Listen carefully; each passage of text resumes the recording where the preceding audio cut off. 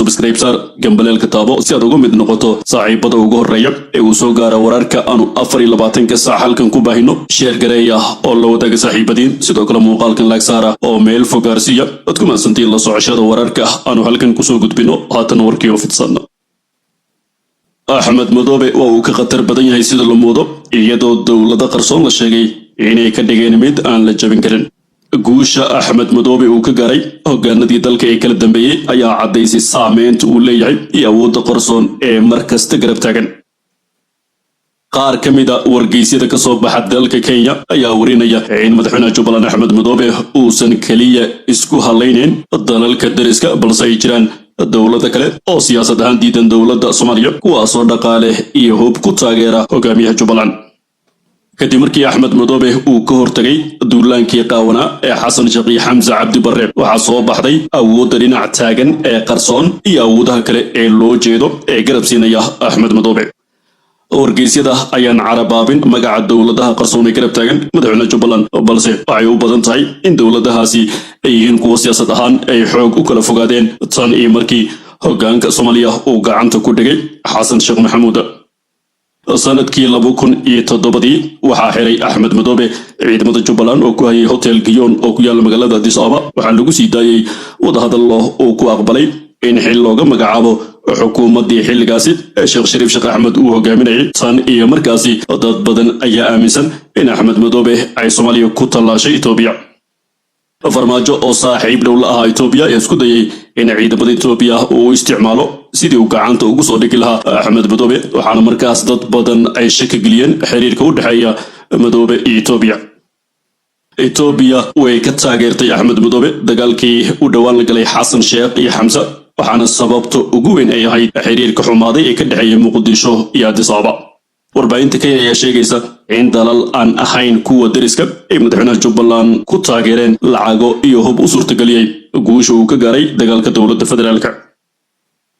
15 May 2013 Ahmed Madoobe waxa uu ku guuleystay doorashadii madaxtinimada ee maamulkii Jubaland ee markaas la dhisay oo khilaaf badan uu ka dhashay waxay warbaahinta xilligaas ku warantay inuu isaga isku cimaamaday hoggaanka maamulkii la dhisayna xoog uu ku maroorsaday inkasta oo xilligaas dawladii ugu horeeyay ee aqoonsaday ay kala hayeen Kenya iyo Itoobiya haddana xukuumadii federaalka ahayd ee Soomaaliya muddo dhowr bilood ayay xilligaas ku qaadatay inay aqbasho Ahmed Madoobe waxaana khilaafkii dhex yaalay markii dambe lagu dhameeyay dhaxdhaxaadin uu galay ururka IGAD doorashooyinkii ka dambeeyay mid kasta oo kamid ah oo tii ugu dambeysay ay qayb ka tahay Ahmed Madoobe waxaa lagu tilmaamayay inuu isaga iscimaamado isna doorto isla markaana uusan qaban doorasho cadaalad ah oo musharaxiin kale ay kula tartamaan Madoobe hadda waxa uu naawilayaa in la xalliyo khilaafka isaga iyo madaxweyne Xasan Sheekh Maxamuud u dhaxeeya sidii loo xalliyay sanadkii 2013 markii Jubaland hoggaankeeda uu gacanta ku dhigay balse warbaahinta Kenya qaarkood waxay ku waramayaan in xitaa haddii dawladda dhexe aysan aqoonsi siin madaxweynaha Jubaland uu haysto garab istaag buuxa isla markaana uu sugi karo inta doorashada xilka madaxweynaha Soomaaliya ka dhacayso markaasi uu qayb ka noqon karo inuu dhinac ka soo dhiso madaxweynaha cusub ee Soomaaliya hogaamin doona dacwada kalena mucaaradka Xasan Sheekh waxay bilaabeen olole xoog leh mucaaradka dawladda madaxweyne Xasan Sheekh Maxamuud ayaa bilaabay qorshe xoog leh oo looga hortagayo doorashada qof iyo codka ee uu ku riyoonayo Xasan Sheekh waxa maalmahan socday kulamo ay xubno ka tirsan xisbiyada mucaaradka ku yeesheen Muqdisho dhalinyarada xisbiyada ka tirsan ayaa lagu wargeliyay in baraha bulshada ay ka bilaabaan olole ka dhan ah qorshaha doorasho ee madaxweyne Xasan Sheekh Maxamuud uu ku madaxadeegayo mucaaradka ayaa geed kasta u fuulaya sidii kaga hortagi lahaayeen damaca ku jira madaxweynaha Soomaaliya waxaanay doonayaan in bulshada ay kiciyaan oo ay tusaan in Xasan Sheekh uusan doonayn doorasho qof iyo cod ah balse uu doonayo muddo kororsi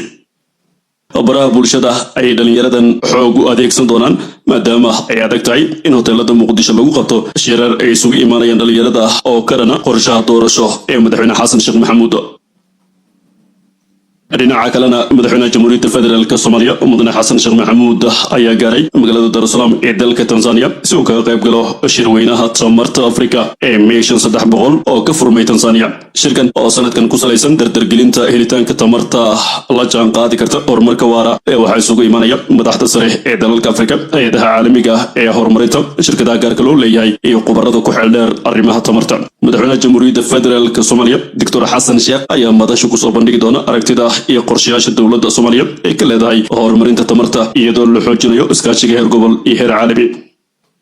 inta shirku uu socdo madaxweynaha waxa uu kulan duceedyo la yeelan doonaa madaxda iyo daneeyayaasha ka qaybgalaya isagoo muujinaya sida Soomaaliya ay kaga go'an tahay ka faa'iideysiga fursadaha iskaashiga ee dhinaca tamarta si kor loogu qaado horumarka waara ee dalka. geesta kalena ciidanka xoogga dalka Soomaaliya iyo kuwa deegaanka oo iskaashanaya ayaa weerar culus waxay ku qaadeen tuulooyin ay gobolka Hiiraan kaga sugnaayeen maleeshiyadka shabaab. mid ka mid ah dagaaladii ugu cuslaa ayaa dhacay waxaana ciidamadu ay ku guuleysteen in al-shabaab ay ka xorayaan deegaanada Beera Yabaal, Bur Abooto, Galmey, Jidcilaan iyo Cadow Gureeya.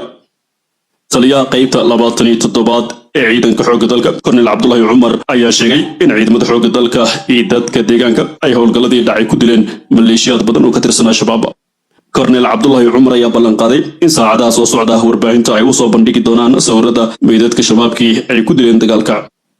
sidoo kale taliyaha ayaa sheegay inay burburiyeen saldhigyadii cadowgu ay ku dhuumaalaysanayeen kana furteen hub iyo saanad ciidan oo nooc walba leh. ciidamada ayaa weli sii baacsanaya firxadka shabaabkii lagu jibiyey dagaalka deegaanadaas loogu xoreeyay sida uu sheegay sarkaalkan oo hadlay militariga Soomaaliya.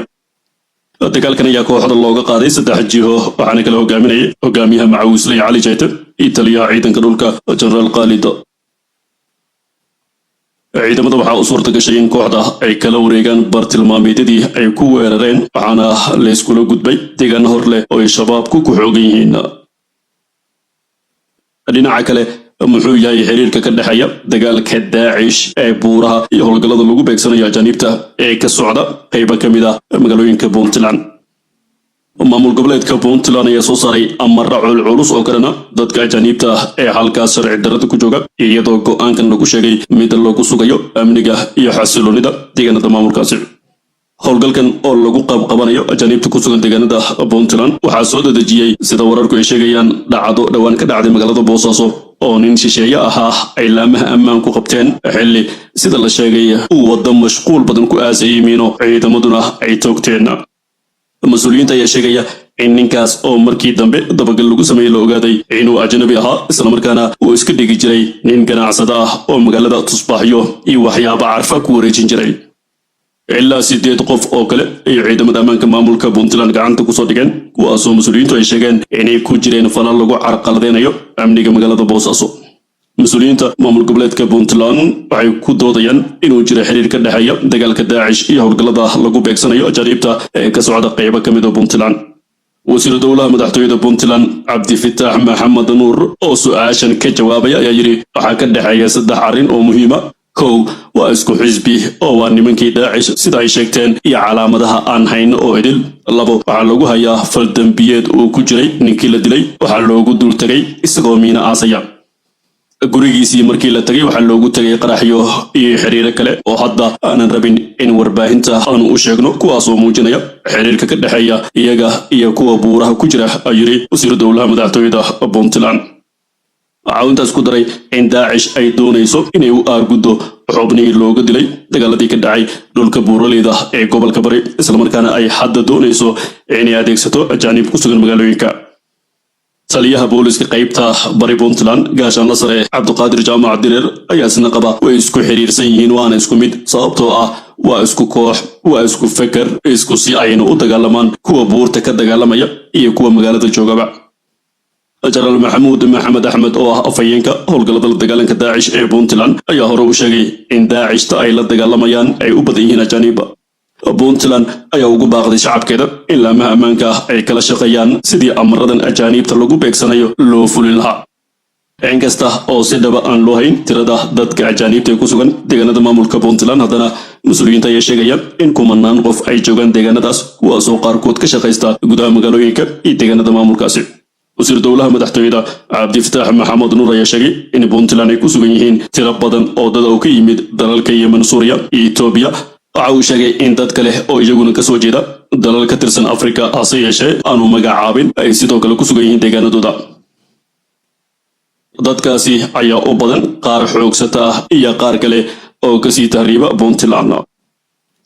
wali saaxiibayaal waxaad nagala socotaan channelka dabagalka wararka markana 100,000 oo qof ayaa lugtooda maalaya iyagoo Gaza ku soo laabanaya Xamaasna war ay ka soo saartay. in ka badan 200 kun oo qof oo barakacyaal ayaa lagu galaya waqooyiga Gaza 2 saacadood kadib markii la furay marinka sida uu sheegay sarkaal ka tirsan ciidamada ammaanka Gaza oo la hadlay wakaalada wararka AFP. Kontaroolada koonfurta ayaa furmay 9 subaxnimo xilliga maxalliga ee shalay markaas dadku ay bilaabeen in halkaas ay gaaraan oo gudaha ay u galaan Gaza. wakaalada wararka AFP ayaa sidoo kale sheegtay in mas'uuliyiinta Gaza ay fududeynayaan dib u noqoshada dadka barakacay ee waqooyiga Gaza.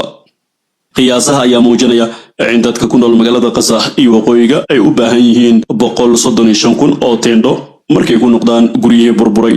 dadka barakacayaasha ee dib ugu laabanaya Gaza ayaa muujinaya inay ku faraxsan yihiin in guryahooda ay dib ugu laabtaan iyagoo xitaa haysan hooy ay qabowga iyo dabaysha ka galaan. goobaha ay dadka hadda ku laabanayaan qaarkood burbur ka gaaray awgi waxay u ekaadeen meelo dhul gariir uu ku dhuftay. guudana saaxiibayaal waa naginta ku cusubtay channelkan kusoo biro subscribe muuqaalka like share garee oo la wadaag saaxiibada. ad ku maasan tahay inaad daawato warkan mid ka xiga intaan ku kulmi doono nabadgelyo.